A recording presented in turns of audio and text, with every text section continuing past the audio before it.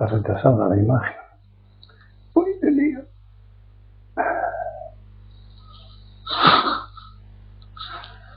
Buenas noches. Agradezco vuestra presencia.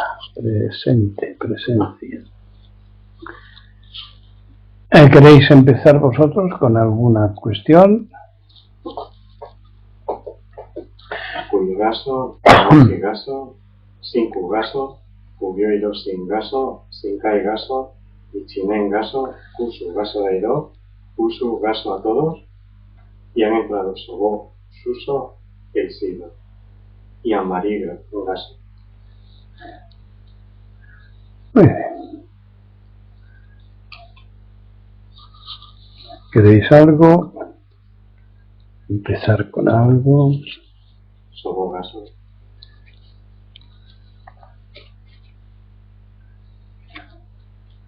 ¿Sabéis cómo se llama en los monasterios Zen de Japón a los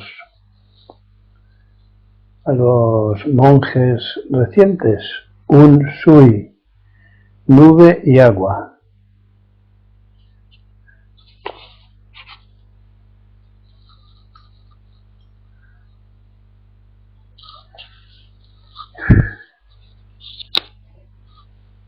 Bueno, pues sobre leer y oír.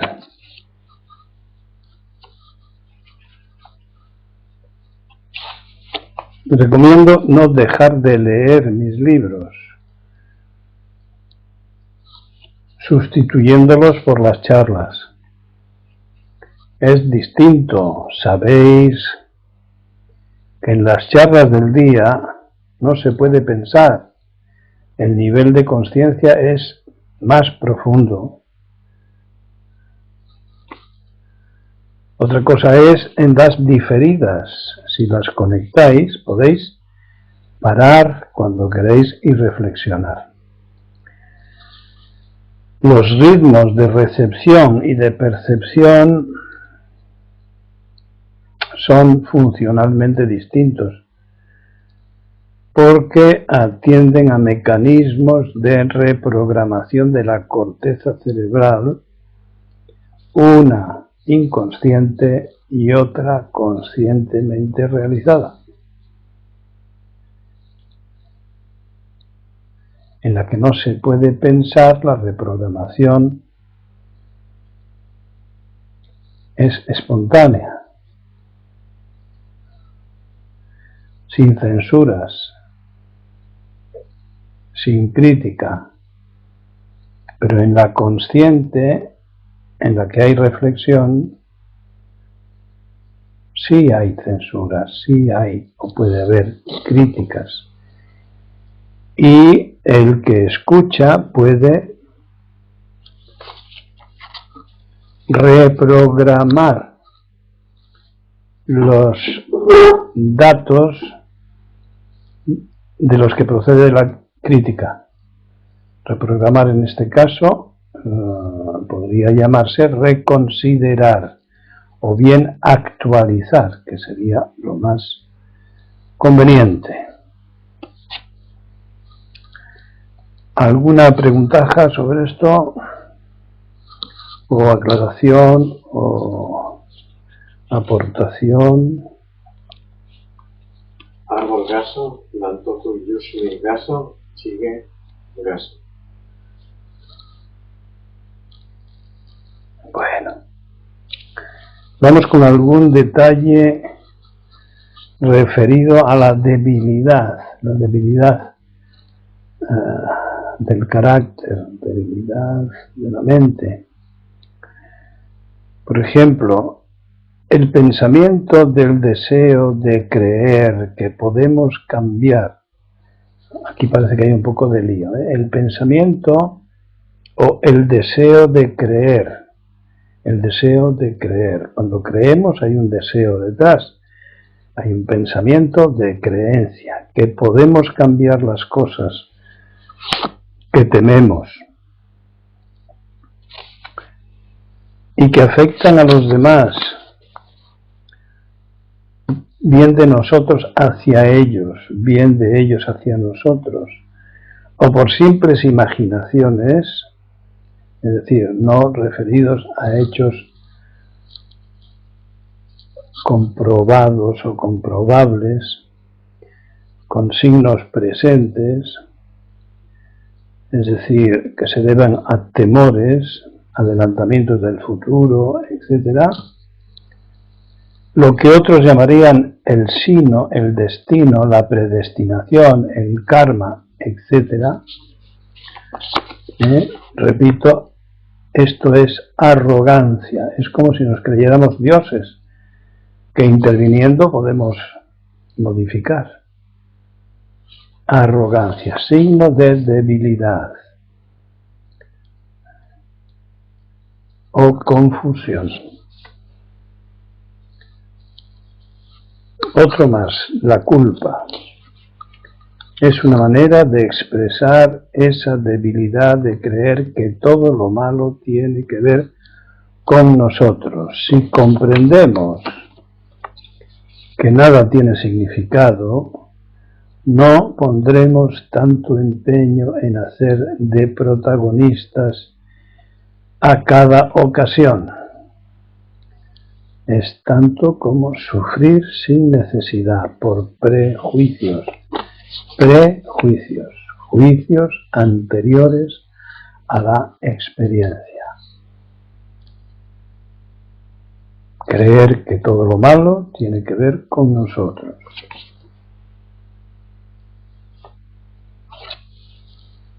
Hay que practicar y tener paciencia y esperar a que esa naturaleza nuestra nos regale la capacidad de borrarnos, de quitarnos del medio,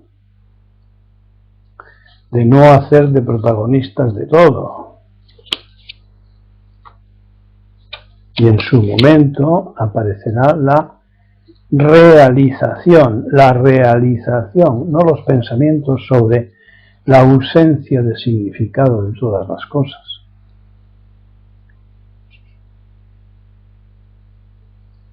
En su momento de la práctica llegará ese regalo sin traumatismo ninguno. Nada tiene significado. A eso lo llamamos en el Zen ser como una montaña, como un árbol. Creo que con la cabeza se puede entender, ¿no? Las montañas, los árboles, los ríos no tienen ese tipo de conciencia, de significados, no hablan. Sin embargo, están en comunicación constante entre sí, con el agua, con el cielo, con la montaña, con los animales. Son uno. Por lo tanto, hay comunicación, la necesaria. Tercer signo de debilidad, a los que no tienen esperanza. A esos les digo enhorabuena. Habéis recorrido un largo camino. Ya. Ahora, para los que no han recorrido ese camino y sí tienen esperanza, es hora de detenerse y dejarla caer. Porque recordemos que tenemos el día a día, el momento a momento. Y ese nos conduce constantemente a la realidad, no a pensamientos, ni positivos ni negativos, ni kármicos positivos ni kármicos negativos.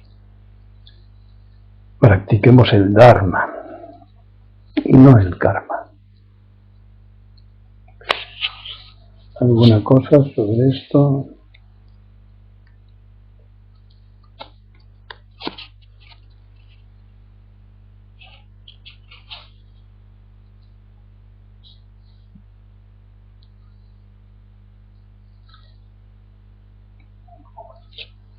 Comentar estas 5.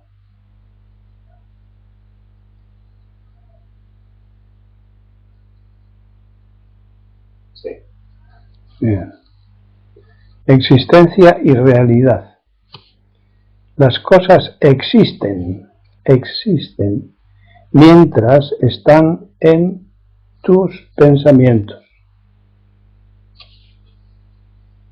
Por tanto, aprende a manejarlos con desapego e imparcialmente.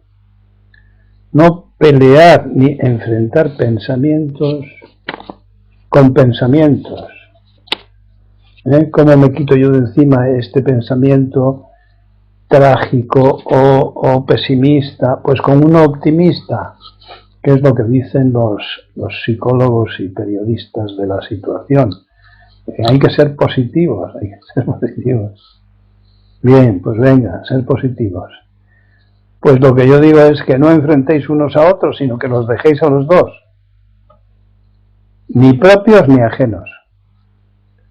Eso es continuar con la comedia de los personajes, con el teatro de las oposiciones, de los opuestos. Hombre, mujer, arriba, abajo, blanco, negro, todo eso tan infantil, tan elemental. Así que las cosas existen mientras están en nuestro pensamiento, existencia, no realidad. Pero si les hacemos caso, nos tumban, nos desgastan. Sufrimiento que si aún es útil, bienvenido. Pero si no lo es, habrá que sufrir más. Alguna cosa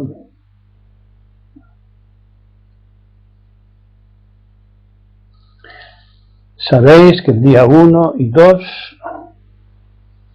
algunos van a tomar refugio.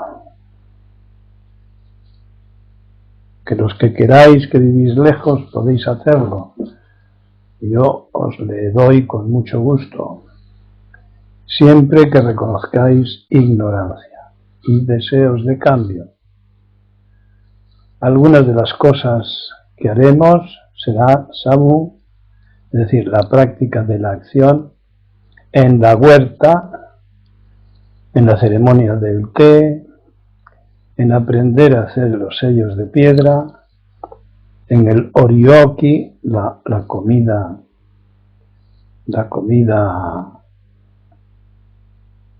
como Dogen enseñó,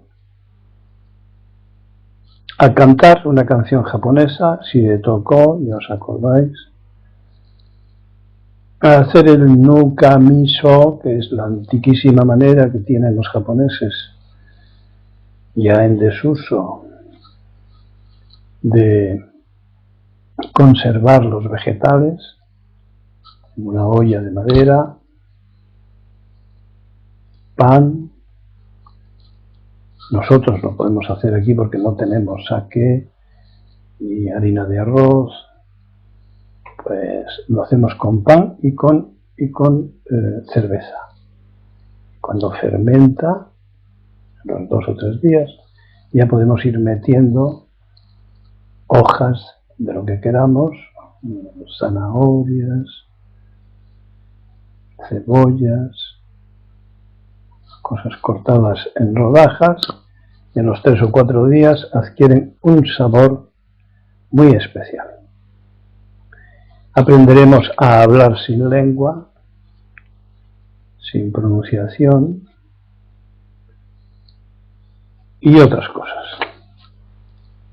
Esto os lo digo a los que os falta poco para animaros a tomar refugio, pues a lo mejor os produce curiosidad. Se puede entrar en la corriente desde cualquier ángulo, afortunadamente.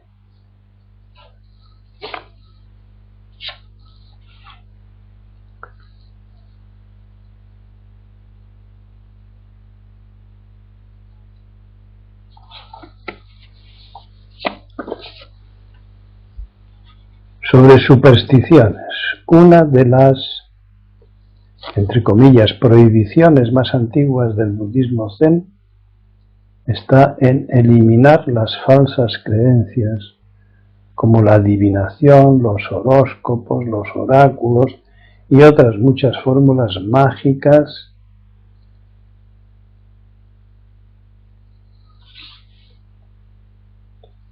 que tratan de adivinar la salud, el dinero, la felicidad, o bien ese negocio de los talismanes, objetos dotados de poder, entre comillas, y quitamos las comillas y dejamos caer el poder también, a las que la gente más vulgar y corriente son tan aficionados. Los astrólogos científicos, hace mucho tiempo que nos ilustraron sobre la falsedad de la astrología mágica, aclarando que los astros ni están donde se dice desde antes de la Edad Media, ni se relacionan como se cuenta, y mucho menos se conocen las posibles influencias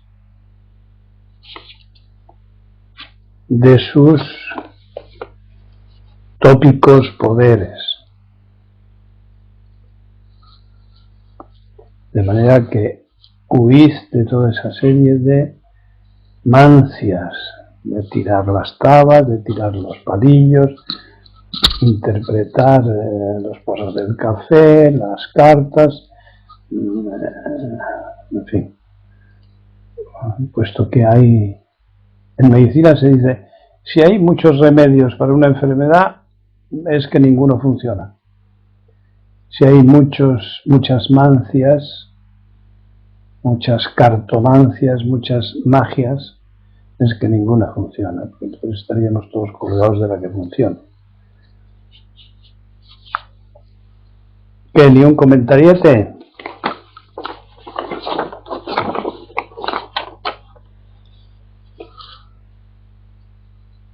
No. Isai, bueno.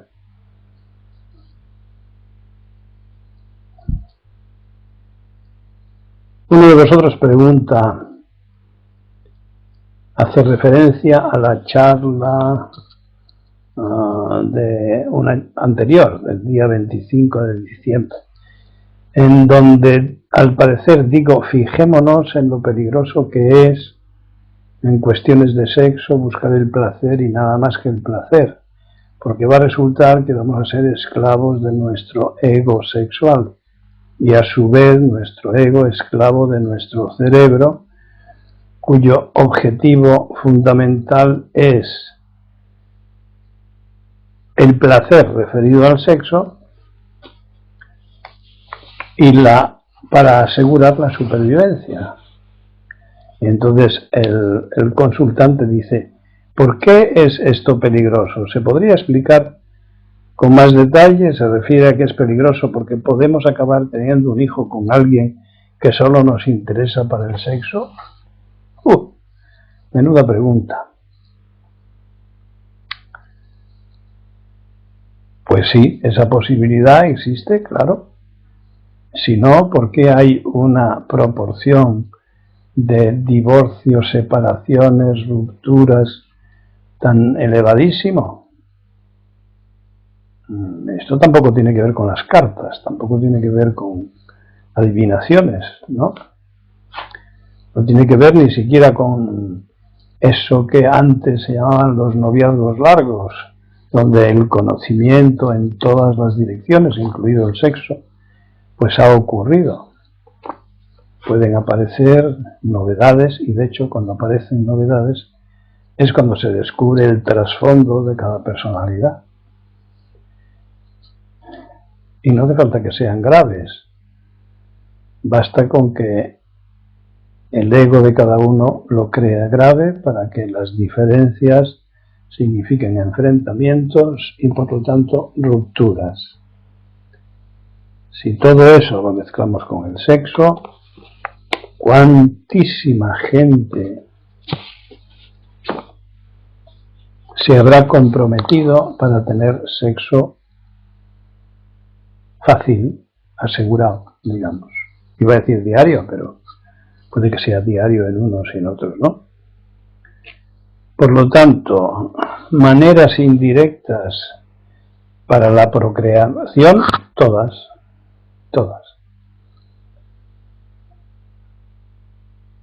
Manda el cerebro, y el cerebro lo que manda es continuar la especie, aseguremos la especie.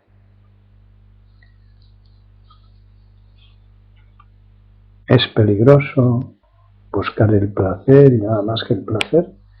Pues a ver qué te parece visto así.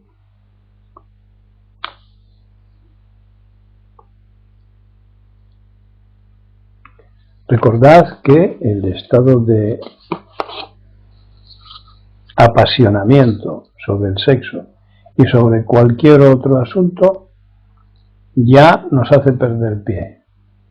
Nos identificamos con nuestros deseos de una manera apasionada, exagerada, y saltamos por encima de lo que se ponga por delante.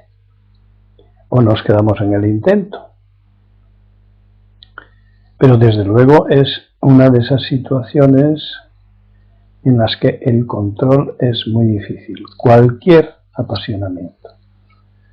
Esto parece contradictorio con lo que os decía el otro día, de que las pasiones, los intereses, los deseos son sanos, bien, siempre que sean sanos. Es decir, siempre que no haya el intermediario personaje, la influencia de una cultura que deforma las interpretaciones y por lo tanto la percepción de uno mismo y de los demás y de la situación. Por eso estamos, creo yo, en el camino de Buda, en el camino del Zen, que puede ayudarnos a ese gran propósito que es ver las cosas tal cual son en su calidad, en su mismidad, independientemente de deseos, de influencias, de esto y de lo otro. Pero para eso la práctica tiene que ser de desapego, tiene que ser una práctica de imparcialidad, de impersonalidad. Y esto no debe asustarnos, porque nada va en contra de nuestra naturaleza. Es propio de nuestra naturaleza este camino, este intento, esta práctica.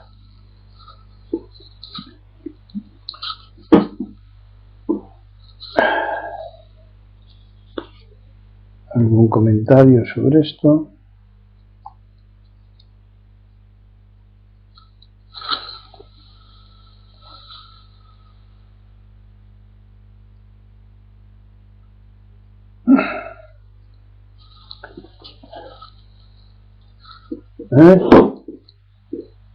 Déjame ahí. No hay comentarios. Bueno. Otro interesante, el sentido lógico.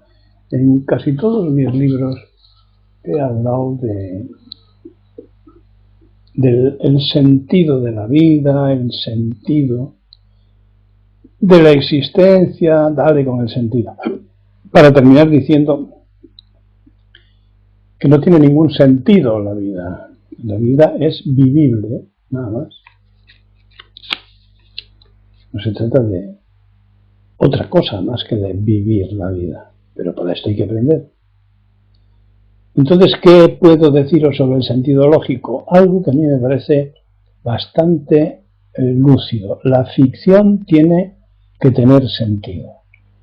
La realidad no. El sentido de la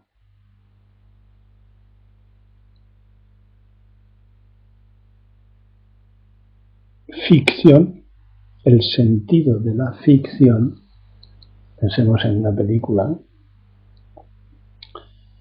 es explicable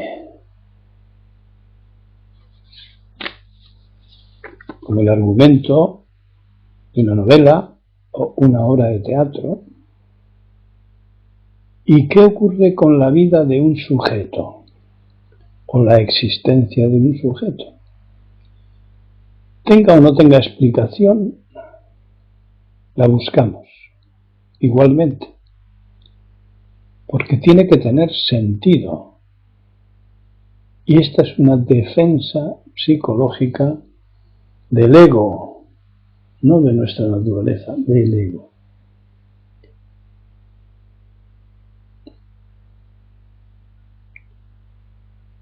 Si no, es muy probable que esa incoherencia, esas contradicciones, esa confusión, esa insatisfacción o esa locura se adueñe de nuestra mente.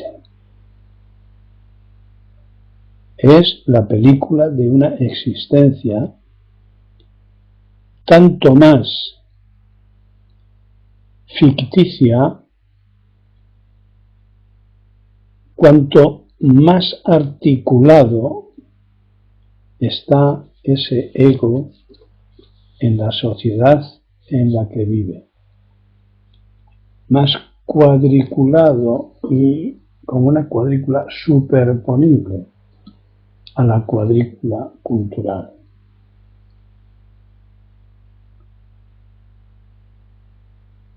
A la información, al aprendizaje ocurridos en esa cultura. Tanto más sufrimiento produce en la mente ficticia de esa existencia ficticia, pero dotada de sentido. Sentido, entre comillas, no sentido de sensaciones, sino de sentimientos.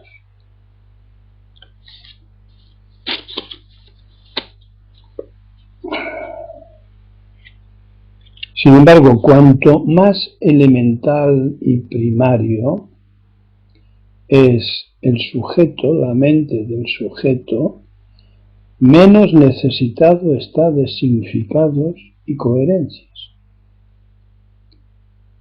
Por ejemplo, si se tratase de un delincuente,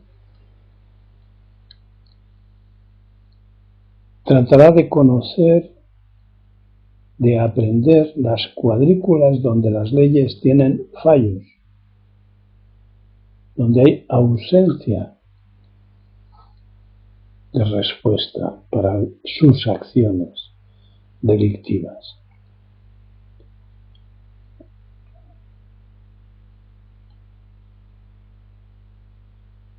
Y es coherente esto, articuladamente coherente, con lo que abogados, jueces, etc., entienden por lo que se sale de la ley, lo que es ilegal o antilegal, que es la famosa frase de distingue entre el bien y el mal, ese sujeto encausado, empapelado. Fijaos, distingue entre el bien y el mal, ahí termina toda la enjundia del asunto. Es decir, conoce lo que la cultura entiende por bien y mal, porque si no lo entiende, quizás se trate de un enfermo, de un enajenado. Todo esto es contrario de lo que yo estoy diciendo. O sea que la enajenación en el ego, la enajenación en el bien y el mal culturales, no es una enajenación.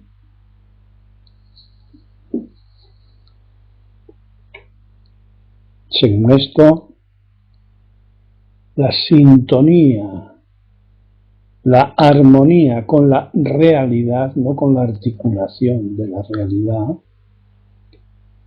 no necesita sentido alguno.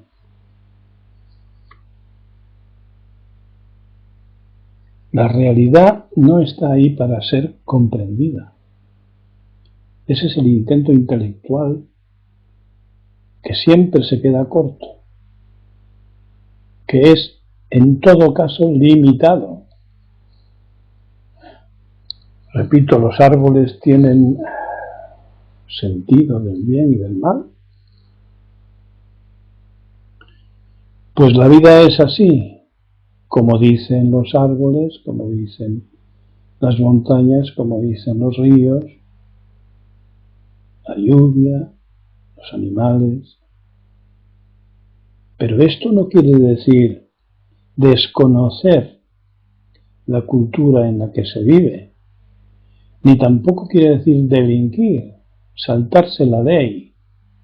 No, la ley está en el conocimiento de la cultura en la que te has desarrollado. Pero ese no eres tú. Eso es un instrumento de supervivencia, como nuestro cerebro nos dice, que por eso ha ido tomando buena nota de ello.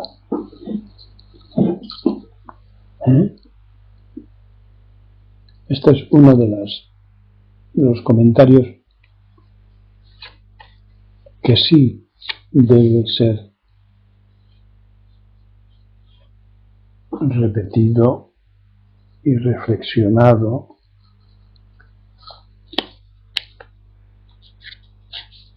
porque es largo, es largo, es muy largo, tiene mucho recorrido y puede ser muy útil. Y si lo dejamos pasar, pues bueno, otra cosa que hemos dejado pasar.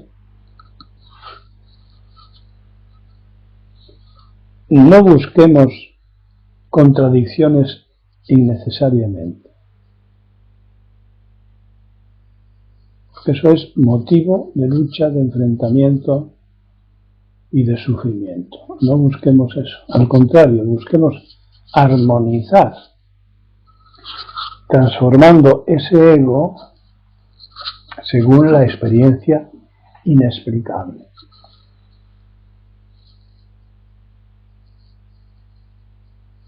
que nos da la práctica de las enseñanzas de Buda.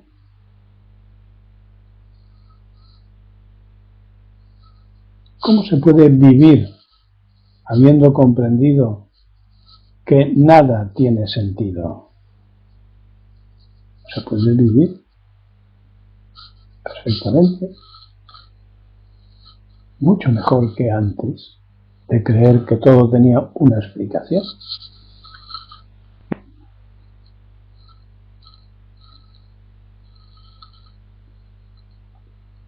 Con muchas menos ataduras, con muchos menos sufrimientos, muchos menos.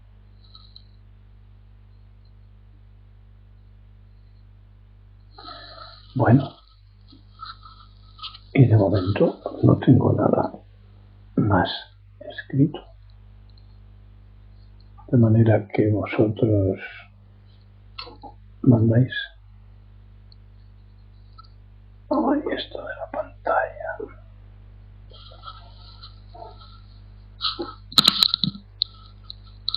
¿Queréis preguntar alguna cosa? ¿Afirmar alguna cosa? Excepto los que estáis haciendo ejercicios de contención.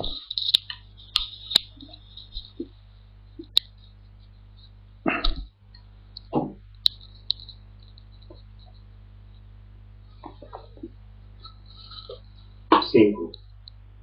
Este se queda muy pequeño, muy pequeñito, escucha nuestras charlas, compadre.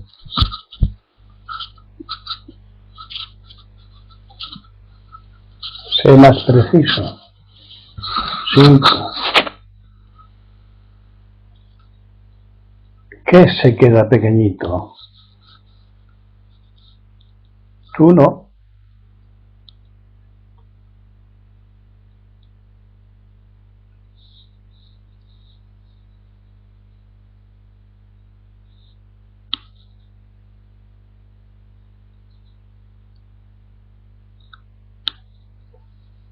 No te refieres a ti.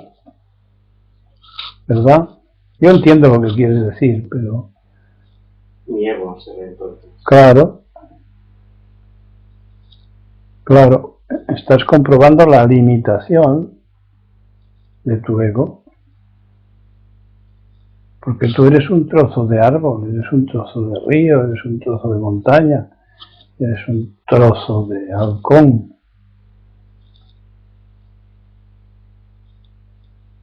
Todo junto, y no se puede distinguir, y de bacteria, y de puré de patata. Y tratamos de preguntarle a esas cosas que nos constituyen, a esos seres que nos acompañan, de los que estamos hechos, cómo evitar el sufrimiento, cómo aprender del sufrimiento, cómo ayudar a los que sufren, cómo enseñar la vía de Buda, cómo mostrarla, sin discutir, sin enfrentamientos, sin violencia, armónicamente, compasivamente, cordialmente, expansivamente, expansivamente. Por eso el otro día había uno con nombre raro que decía, es que lo que usted dice es excluyente. No lo entiendes. Al contrario, es incluyente. Lo excluyente es la pelea. Si uno tiene que ganar, tú quieres ganar. Y te marchas. Te sientes excluido y te marchas, te resientes. No, es incluyente. A ver, ¿algún comentario?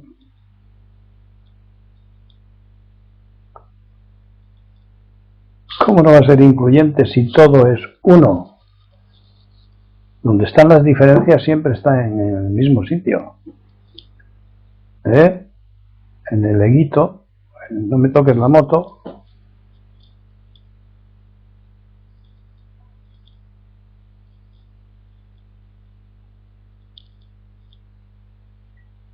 Curso gaso.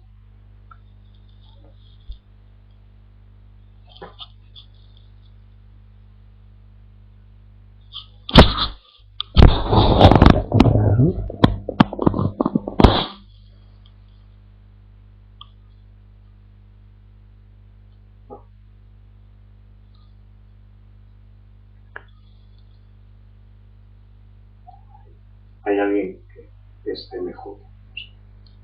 Yo tampoco sé, pero él dice que es MJ. Él debe saberlo. MJ. Muy bien. Y otro que dice que es árbol. Y otro que se llamaba Medusa el otro día. A mí me parece muy bien. Toda la fauna.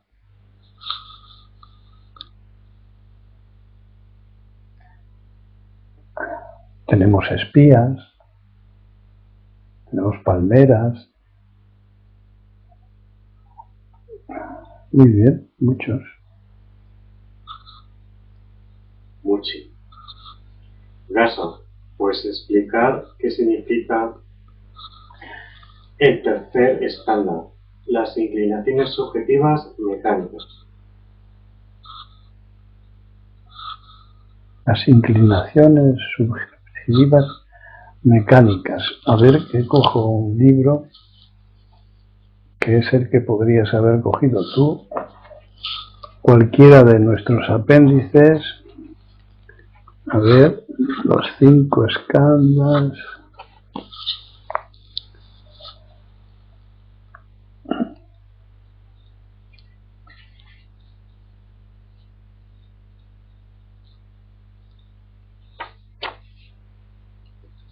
Las adquisiciones agregadas que estructuran la existencia egoísta. Y tú te refieres a, dímelo, El tercer escalón. Las inclinaciones subjetivas mecánicas.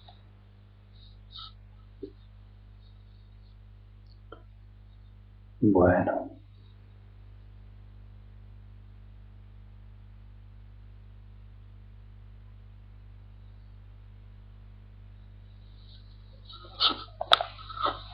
Se refiere a todo eso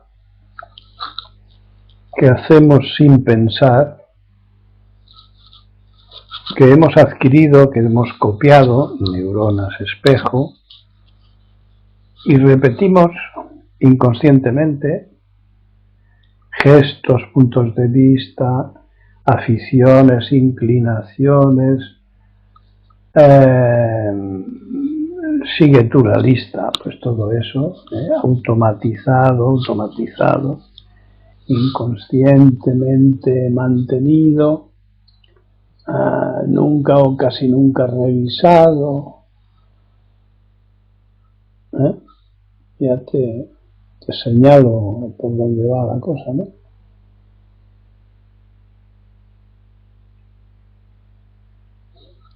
La consciencia de la consciencia, es decir, todo eso que acabo de nombrar es consciencia inconsciente o automática.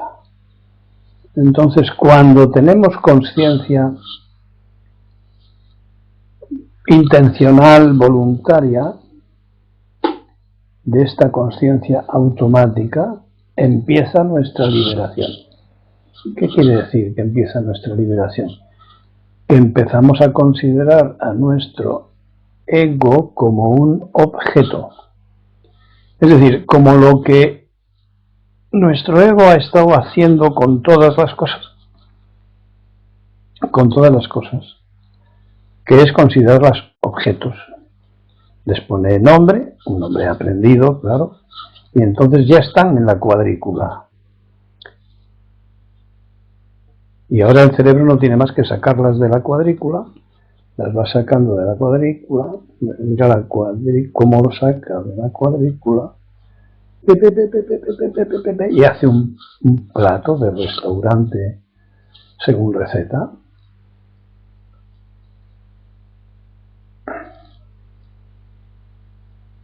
Entonces, si empezamos a tener conciencia de lo autómatas que somos, empezamos a desconfiar de que eso sea yo mismo.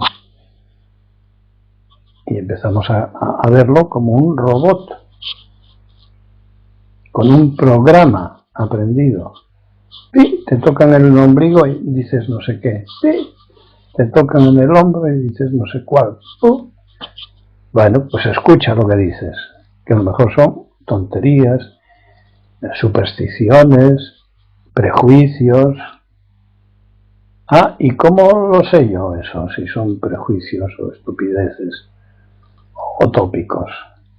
Siguiendo el camino del Buda, el camino de la conciencia, y luego el de la conciencia, y luego otro paso más. Hasta que las palabras sobran, las actitudes automáticas quedan seleccionadas a las mecánicas de abrir la puerta, cerrar el grifo, todas esas cosas que hay que hacer muy bien y que están en una de las disciplinas de Daidoji, todo lo tenemos bien pensado para salir de este pozo de mierda en el que estamos metidos.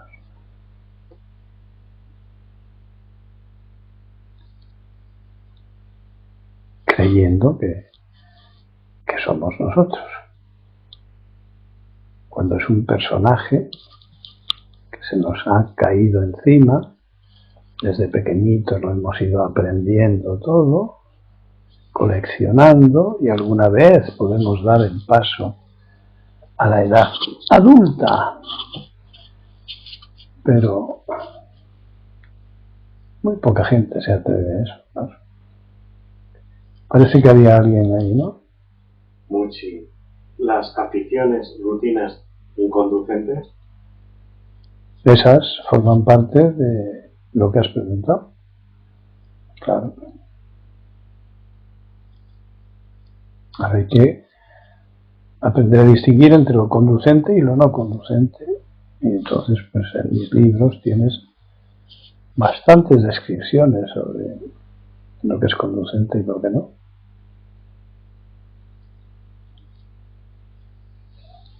Conducente quiere decir que conduce al despertar, que conduce a la madurez, que conduce al camino de Buda o a mantenerse en él. Y tenemos muchas cosas que evitar y muchas cosas que hacer, que cada vez van siendo menos, cada vez van siendo menos, cada vez van siendo menos cosas a hacer.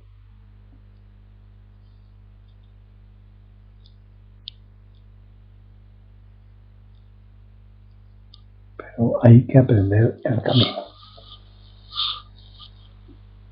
A ver. Muchas.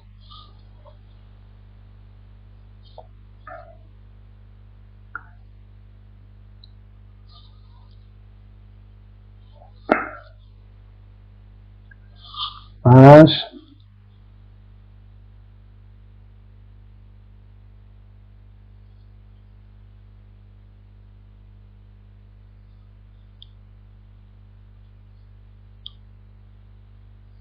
Amarí.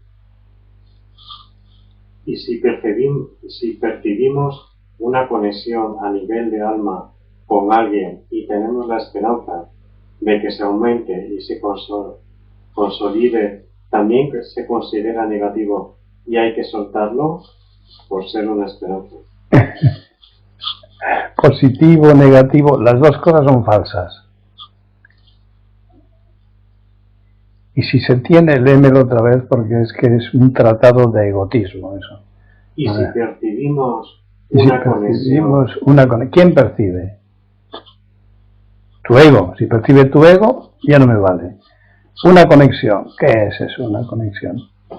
Sigue. A nivel de alma. Alma. En el budismo no se cree en ningún alma. O sea, eso es una palabra poética. A ver, a nivel de alma, sigue. Con alguien. Y tenemos la esperanza de que se aumente y se consolide. Bueno, pues eso es una historia romántica, una película.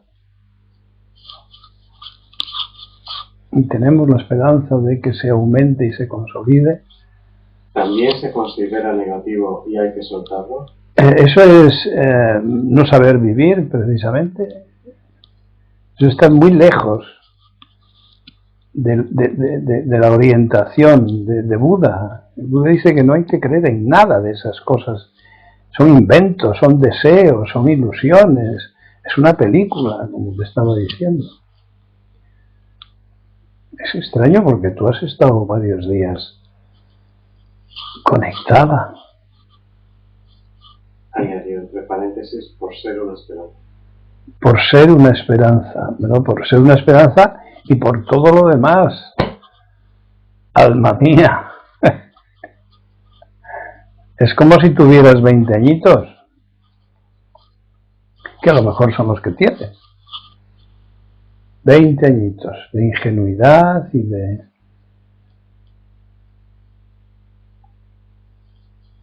Iba a decir, de deseo de existencia. ¿Pero qué es el deseo de existencia? El hambre de repeticiones, de falsedades, de molinillos, de pruebas, de ocasiones, de dar oportunidades a la vida, dicen los poetas. Bueno, yo creo que en algún momento hay que caer del burro, ¿no? Pero bueno, si en eso estás, si es lo que te gusta, pues ¿qué te voy a decir? Que ya sufrirás más, ya te hartarás más, y ya dirás, bueno, pero ¿y cómo se hace para no equivocarse uno tanto?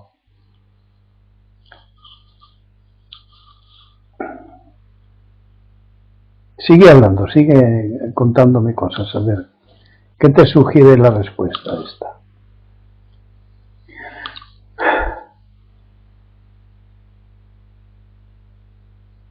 Espero no haberte molestado.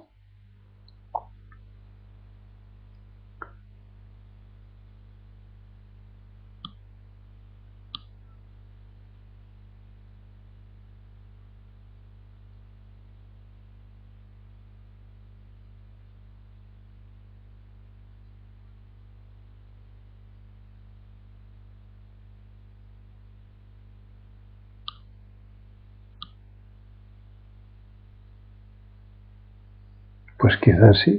¿Eso qué? No sé. Anne-Marie quiere conservar la red. Esa red que nos libra de los tortazos, ¿no? Cuando se hace equilibrismo, cuando se hace eso de los, ¿cómo se llaman? Los acróbatas. Conservar la red.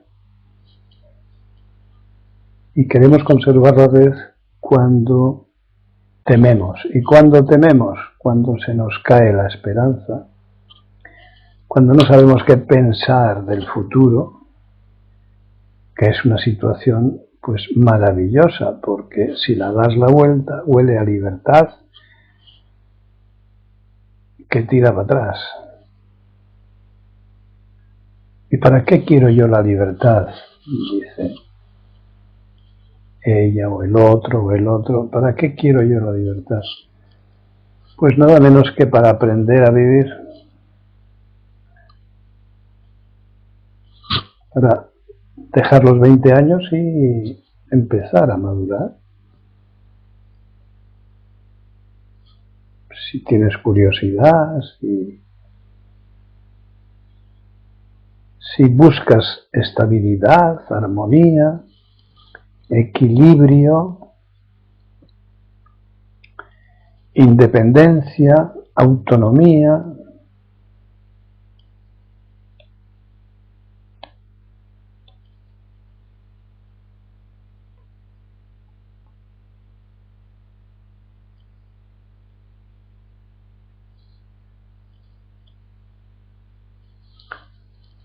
A ver, más.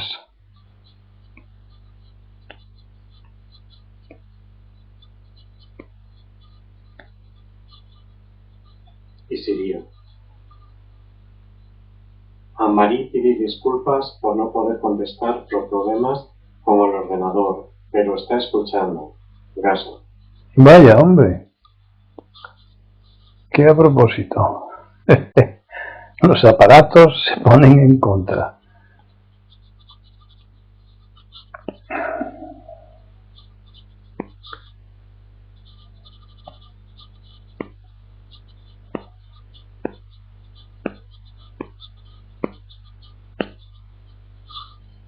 ¿Alguien que pregunte?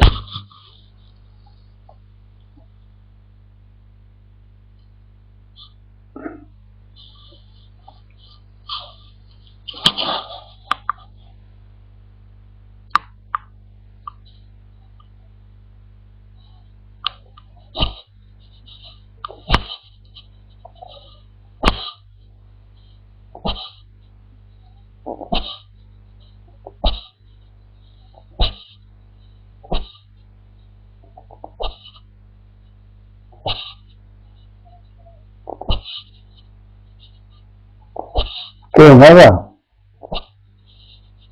No da para más esto.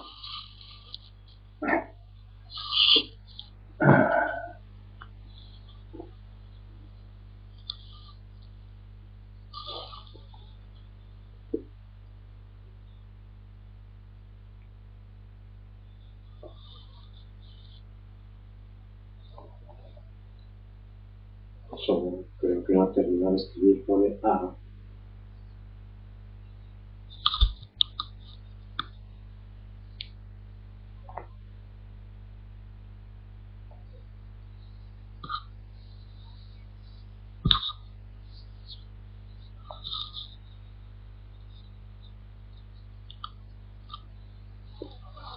Sobo, ¿a qué se llama acto puro?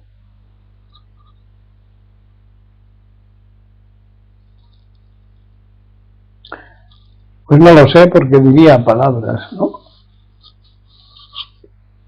Se supone que un acto puro es el desprovisto totalmente de ego, pero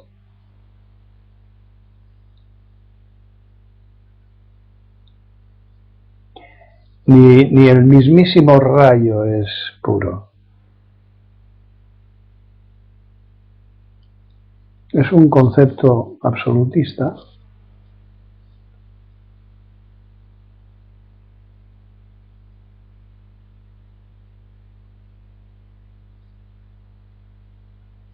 No tiene que ver con el budismo real.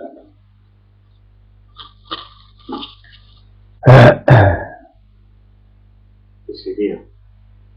¡Qué alegría! Voy al pozo y saco agua.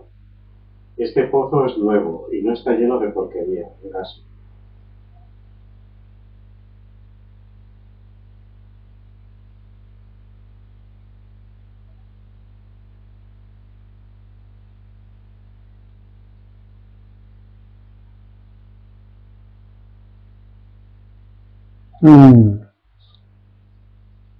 ¿Es un pozo puro? ¿O es un puro pozo?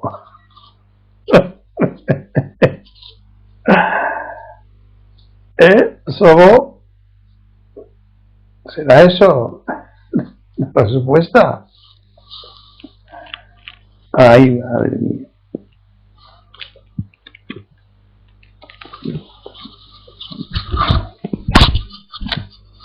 Parezco un jesuita con esto.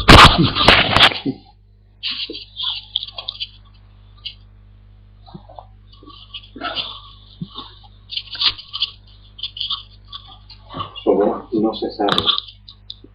No se sabe, no se sabe, no se sabe. No se sabe, no se sabe. No se sabe, no se sabe. No se sabe. Una vez me invitaron a ir a una fiesta nocturna en una calle de Osaka, cuya fiesta era del barrio y del templo Zen, impresionante por cierto, pues que era la cabeza del barrio. Y había grupos de jóvenes, ya os habéis visto en documentales, pues con pantalón corto, blusones llenos de letras y tal, y su cinta en el pelo y su nudo atrás, y llevaban cosas, y como 10 o 12, y otro, la gente a los lados, en las aceras, puestos de frituras, y en fin, cachondeo que se dice. Y luego venía otro, y pregunté al japonés que me llevó, me dije, oye, pero ¿qué es lo que están diciendo?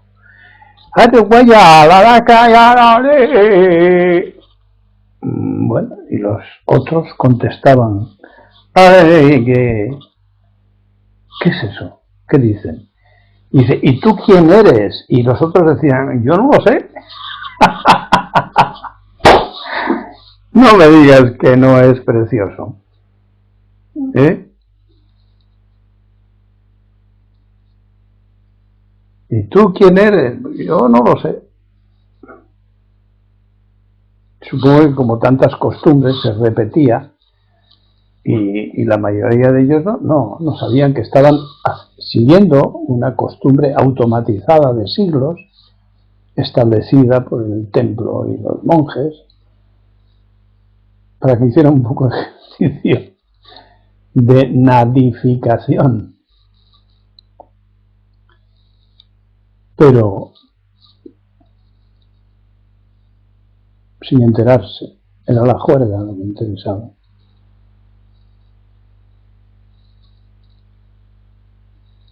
Yo no sé nada, yo no sé nada.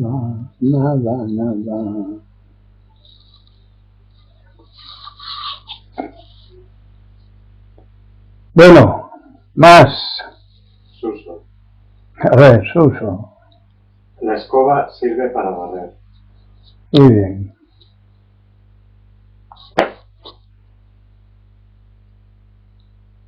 Como decís los jóvenes, ahí me has dado. Está bien. Ahora úsalo. Ya que lo dices, úsalo. No digo la escoba, todo. ¿Eh? Todo por su uso, por su uso, por su uso. Fíjate, sabes lo mismo, por su uso, por su uso. No hay más secretos que ese. Por su uso. Acción. Utilidad. No preguntarse por más. Es acción, acción, acción. Momento tras momento, instante tras instante. Y dejarse de especulaciones. Especulum. Espejo. Dejarse de espejito mágico. Escucha mis pensamientos y mis esperanzas. Quiero cambiar el mundo, quiero cambiar a los que tengo alrededor. Ya. O se cambian solos, ellos, con ayuda, o no hay cambio. El pobre maestro Buda repetía esto muchas veces.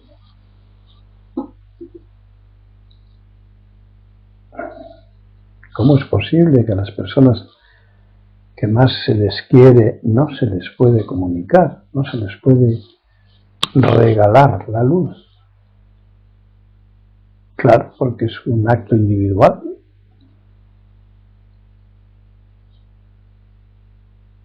Todos ellos han insistido durante siglos. ¿Y cómo es posible que el malo tenga éxito y el bueno se caiga al pozo? ¿Cómo es posible? Pues su karma lo explica. ¿Y cuál es su karma? Y yo qué sé, no lo sé, no lo sé, no lo sé.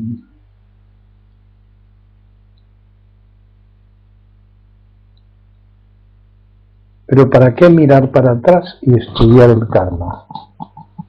¿Para qué mirar para adelante y buscar esperanzas? Aprendamos a vivir en cada momento. Es mucho más práctico. Mucho más práctico, más útil, más ligero, más armonioso, más satisfactorio. Pero claro, primero la montaña es la montaña, después deja de ser la montaña y luego es la montaña, pero no es la misma montaña.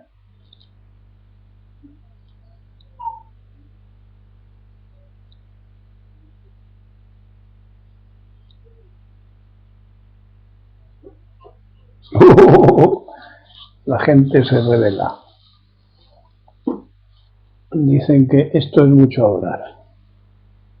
Así que lo dejamos aquí, quietecito. Os saludo y dejémoslo ahí y poned vosotros lo que queráis.